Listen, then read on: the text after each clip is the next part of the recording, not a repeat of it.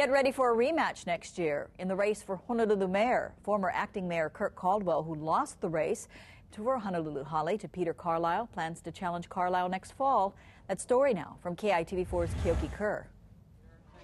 Attorney Kirk Caldwell has told friends and supporters he plans to run against Mayor Peter Carlisle in 2012. Caldwell's campaign has filed a notice of intent to hold a $1,000 per person mayoral fundraiser at Michelle's Restaurant at the Colony Surf Hotel in Waikiki on November 17th. Political analyst Neil Milner says Caldwell faces an uphill battle.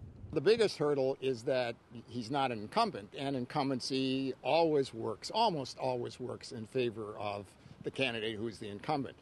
Milner says Caldwell, who was acting mayor for just 3 months after Mufi Hanneman stepped down to run for governor, still needs to work on his name recognition.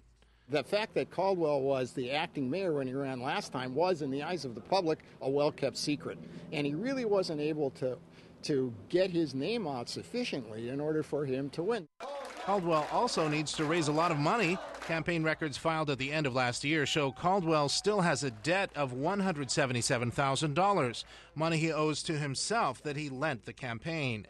Carlisle listed $89,000 in cash. In April, Carlisle held a $1,000 a plate fundraiser at the Pacific Club.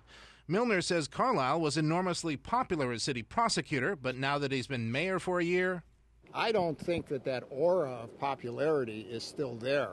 You don't have to be a survey researcher or a pollster to know that. Carlisle needs to convince people he's been a good mayor. The fact that he's been a mayor now gives people a chance to criticize him, to see things about this job and him in this job that was different from when he was the prosecuting attorney.